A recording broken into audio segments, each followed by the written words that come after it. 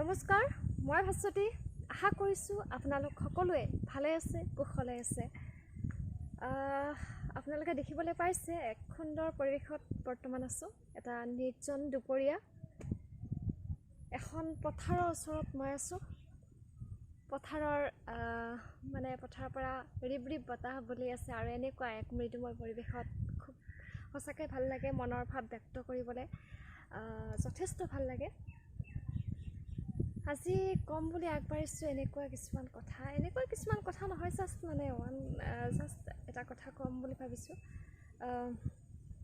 যে বহুতে কবিতা লিখে, কবিতা ভাল লাগে। ঠিক তেনেকৈ কবিতা মোৰো প্ৰিয়, কবিতা মোৰ ভাল লাগে, যথেষ্ট ভাল লাগে। সাহিত্যৰ আটাইতকৈ ভাল পোৱা বিষয়টোৱে হৈছে কবিতা। ইমান বেছি ভাল পাওঁ সেইটো ক'ব নোৱাৰোঁ, আৰু তাৰ পৰা দূৰত থাকিবলৈ চেষ্টাও কৰা নাই আৰু হয়তো নোৱাৰিমো। নাজানো কিমানখিনি সফল হ'ব পাৰিছোঁ বা বিফল হৈছোঁ, সেইটো মই ক'ব নোৱাৰিম, কিন্তু মোৰ যথেষ্ট ভাল লাগে কবিতা। ডক্টৰ ভূপেন হাজৰিকাও কৈ গৈছে যে কবিতা কি কৈছিলে তেওঁ, কবিতা মোৰ সদায়ে প্ৰিয়। ঠিক তেনেকৈ ময়ো ক'ব বিচাৰোঁ যে আমিও কবিতা প্ৰেমীখিনিয়ে ক'ব আৰু যে কবিতা মোৰ সদায়ে প্ৰিয়। সাহিত্যৰ আটাইতকৈ বিতৰ্কিত আৰু জটিল বিষয়টোৱে হৈছে কবিতা। সেই ৰামায়ণৰ দিনৰ পৰা আৰম্ভ কৰি বৰ্তমান সময়লৈ কবিতা সৃষ্টি হৈছে। আমি কবিতাৰ যদি প্ৰথম আৰম্ভণি বুলি চাব যাওঁ, সেয়া হ'ল ৰামায়ণত বাল্মীকিয়ে যিটো শ্লোকেৰে আৰম্ভ কৰিছিল, সেই ৰামায়ণত মা নিচাত প্ৰতিষ্ঠাং তমগম শাশ্বতী স্বামা য়ৎ ক্ৰঞ্চ মিথুনাদেকমৱধি কাম মোহিতম।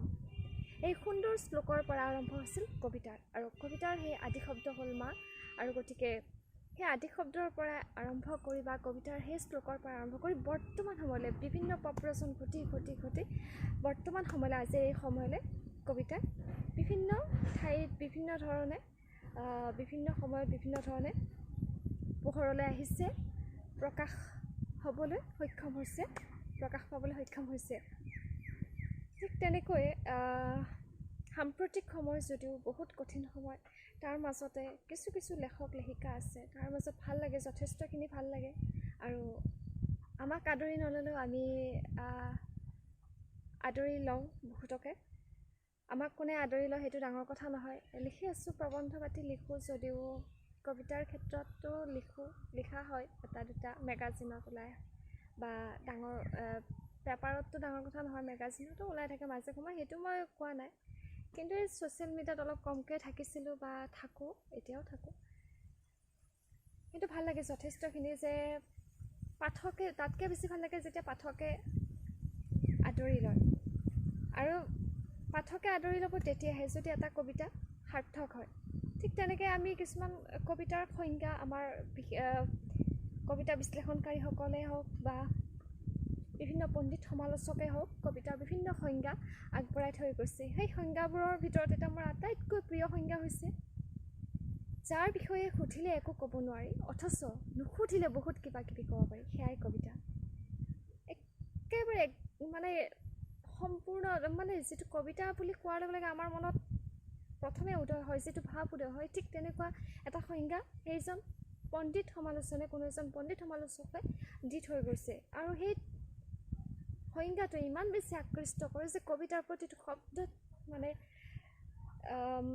সোমাই আছে, সেইটো ক'ব লাগিব। প্ৰতিটো শব্দ, প্ৰতিটো বাক্য, প্ৰতিটো কবিতা বুলি কোৱাৰ লগে লগে কবিতা শব্দটোৰ যি অৰ্থবহতা, সেই অৰ্থবহতাত সেই সংজ্ঞাটো একেবাৰে খাপ খাই আছে। এনে এক সুযোগতে মোৰ ভাল লগা এটা প্ৰেমৰ কবিতা, প্ৰেম ঠিক নহয় তথাপি প্ৰেমৰ কবিতা বুলি কওঁ, প্ৰেমৰ কবিতা এটা পাঠ কৰিব লৈছোঁ। আশা কৰিছোঁ আপোনালোকে ভাল পাব।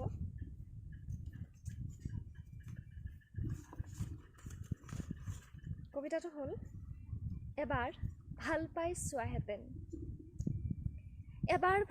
চোৱাহেঁতেন বুজি উঠিলে হয়, প্ৰেমত দুখ কিমান সুখ কিমান আপুনি আৱিষ্কাৰ কৰিব পাৰিলেহেঁতেন।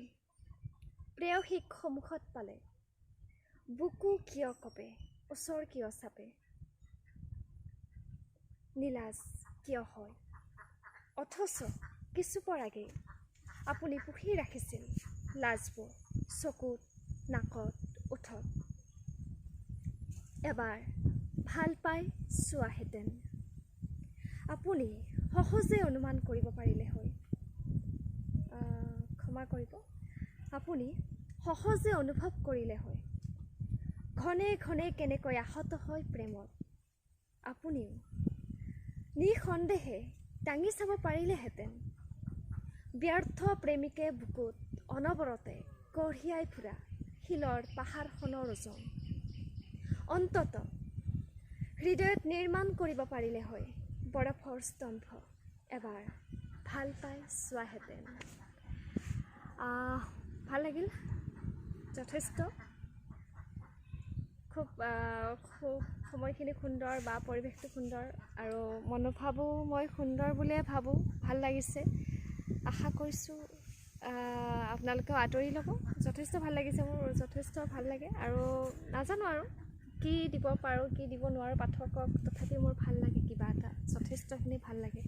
ঠিক আছে, ধন্যবাদ।